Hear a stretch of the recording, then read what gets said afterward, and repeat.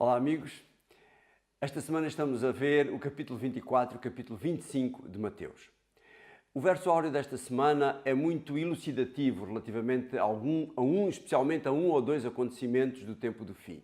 E ele diz que nos últimos tempos surgirão falsos cristos e falsos profetas e farão tão grandes sinais e prodígios que, se possível fora, enganariam até os escolhidos. Muitas vezes nós, que somos adventistas do sétimo dia, que conhecemos as profecias, dificilmente, achamos nós, seremos enganados com esta questão dos falsos cristos. Mas os falsos profetas, nós temos que ter especial atenção em relação a isto. Porquê os falsos profetas? Quando nós olhamos para as Sagradas Escrituras, profeta era considerado todo aquele que ensinava as Sagradas Escrituras. Não somente aqueles que faziam profecia, mas sim aqueles que ensinavam. Portanto, tanto que a Bíblia é dividida, o Velho Testamento é dividido na lei e nos profetas. Nem todos aqueles homens, nem todos aqueles profetas do passado fizeram profecias para o futuro. Eram eles aqueles que advertiam o povo de Israel, eram aqueles que chamavam a atenção, logicamente recebiam inspiração da parte de Deus para o fazer.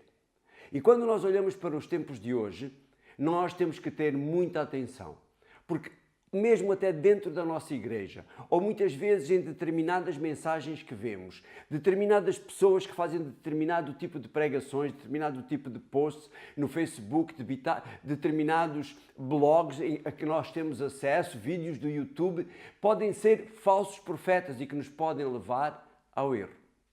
E porquê dizer isto? Porque a nossa lição de hoje fala especialmente de um assunto que vem já do livro de Daniel.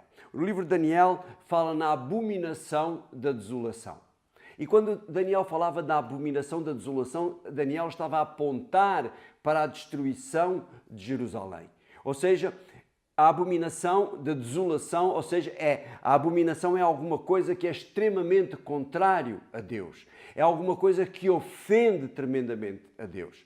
E quando se deu a destruição de Jerusalém no ano 70 da nossa era, a destruição é essa que também já tinha acontecido em parte no tempo de Babilónia, mas aqui apontava especialmente para este poder que havia de destruir Roma, que havia de destruir Jerusalém e especialmente o templo, invadiria o templo, destruiria o templo, roubaria aquilo que estava dentro do templo e acabaria por destruir completamente o templo. Diz que depois, no ano 70, quando Jerusalém foi destruída pelos exércitos romanos, depois do templo ser destruído, diz que com uma charrua araram todo aquele lugar para que o templo não voltasse a ser reconstruído. Esta é a grande abominação da desolação.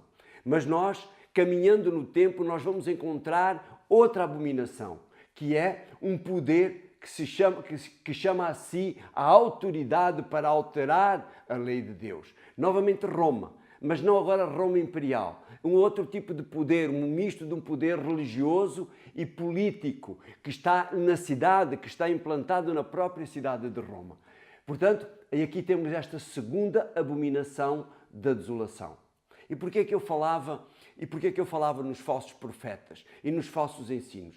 É que aparecem muitas e muitas pessoas, muitas vezes, que pegando em chamadas teorias da conspiração, a que se chama normalmente teorias da conspiração, misturam a verdade com o erro e muitas vezes podem nos levar ao engano, misturando a verdade com a mentira.